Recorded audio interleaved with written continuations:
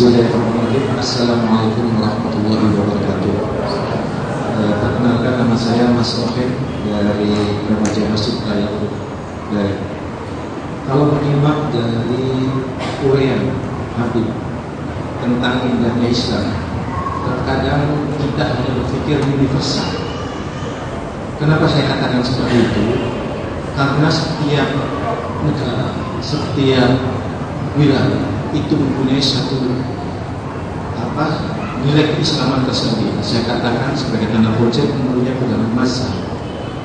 Terkadang dari mazhab itu sendiri muncul satu perbedaan, dan dalam perbedaan itu sendiri akhirnya muncul pula satu perdebatan yang terkadang toh katanya kita ini Islam, tapi akan menjadi satu perbedaan. Persoalannya sekarang yang perlu saya pertanyakan, apakah itu merupakan satu wacana Islam yang indah di dalam konteks kehidupan bermasyarakat, sedangkan konteks masyarakat sendiri punya makna yang berbeda, artinya punya khas kecil yang berbeda. Itu yang pertama. Kemudian yang kedua, tadi Habib mengatakan bahwa indikator dari indahnya Islam adalah takwa.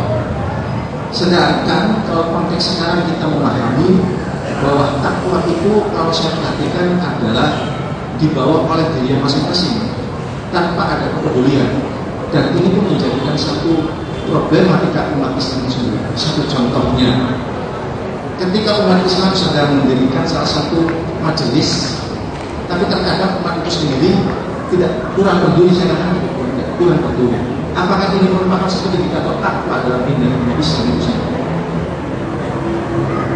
Kemudian yang terakhir, barangkali yang menjadi persoalan sekarang adalah tentang ulama dan umat.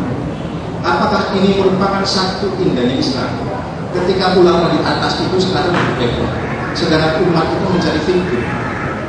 Apa yang Islam benar? Apa kita kembali pada Islam? Islam dalam arti yang seutuhnya.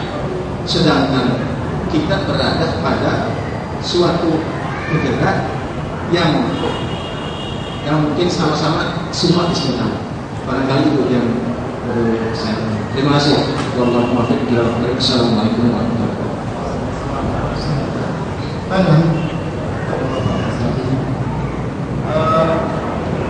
Apa yang saya gambarkan tadi adalah indahnya Islam yang universal, memang benar. Artinya dipandang secara total, keseluruhan. Dan kita melihat di tengah umat ada pelaksanaan yang bisa jadi belum memenuhi kriteria atau ketentuan-ketentuan yang seharusnya, sehingga akibatnya keindahan tadi tidak terlahir. Sehingga jangan buru-buru menyalahkan Islamnya, tapi salahkan the man behind the gun-nya. Dan manusia yang ada di belakang pistol itu siapa? Kalau pistol itu diberikan kepada perampok, maka digunakan untuk merampok. Tapi kalau pistol itu digunakan untuk menjaga keamanan, maka yang terjadi ketentraman. Sehingga jangan buru-buru kita menyalahkan alat. Islam itu sebuah media yang sangat sempurna, tinggal mampukah umat ini melaksanakannya. Kemudian kalau kita berbicara bahwa ternyata di tengah umat ini biasa terjadi perdebatan dan ada mazhab-mazhab, apakah itu sebuah keindahan? Begini, kita tahu bahwa di dalam Islam kita harus melihat ada hal-hal yang berbentuk tawabit dan ada hal-hal yang berbentuk mutaghayyirat. Tawabit itu artinya hal-hal yang pasti dan tidak mengenal perubahan. Allah telah menetapkan perkara-perkara, Rasulullah SAW telah menetapkan perkara-perkara, telah jelas kepastiannya, telah jelas ketentuan-ketentuannya, maka ini namanya tawabit. Pada bab ini tidak terbuka ijtihad, tidak mengenal pendapat orang. Akan tetapi ada hal lain, yaitu mutaghayyirat. Ada hal-hal yang bisa jadi menuntut terjadinya perubahan-perubahan. Contohnya adalah wudu dan tayamum. Di saat ada air, ada wudu. Di saat tidak ada air, ada tayamum. Di saat mampu berdiri, sholat berdiri. Di saat tidak mampu, maka duduk. Tidak mampu lagi, maka berbaring. Ini termasuk mutaghayyirat, dan itu pun sesuai dengan ketetapan dan ketentuannya. Namun ada hal lain yang tidak Allah gariskan, atau digariskan namun oleh Allah Subhanahu wa ta'ala tidak dijadikan begitu pasti, sehingga dimungkinkan munculnya pendapat dan pemahaman. Begitu pula pada hadis-hadis, ada di antara hadis-hadis yang ternyata membuka celah untuk ulama itu berpendapat, sehingga terjadilah pemahaman-pemahaman.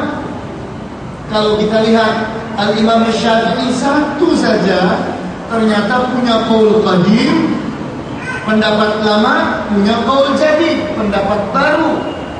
Begitu pula Al-Imam Abu Hanifah sering berganti pendapat. Itu pula yang terjadi pada Al-Imam Malik dan Al-Imam Ahmad, berkali-kali berganti pendapat, padahal di dirinya sendiri. Dan Rasulullah SAW tersenyum melihat para sahabat dalam memahami sabda beliau di saat beliau di Madinah memerintahkan mereka, la tusallul asra illa fi Bani Quraidah. Jangan kalian sholat asar kecuali setelah kalian di Bani Quraidah. Maka berjalanlah Rasulullah SAW dengan para sahabatnya bergegas-gegas menuju ke Bani Quraidah untuk mengepung mereka, orang-orang Yahudi tersebut. Ternyata ada para sahabat yang terlambat. Waktu asar telah datang, tapi mereka masih ada di perjalanan. Terjadilah dua pendapat di antara para sahabat. Sebahagian mengatakan, ayo kita sholat sekarang karena waktu asar telah masuk. Kalau kita melakukannya nanti di Bani Quraidah, kita akan terlambat. Sebahagian sahabat yang lain tidak. Cepat ataupun lambat, sholat asar itu harus sesuai dengan hadis, di mana Rasulullah SAW menentukan kita sholat asarnya itu di Bani Quraidah. Ternyata para sahabat sebahagiannya sholat asar di perjalanan, sebahagian lagi terlambat sholat asarnya di Bani Quraidah. Maka sampailah berita mereka kepada Rasulullah SAW, dan Rasulullah SAW tersenyum.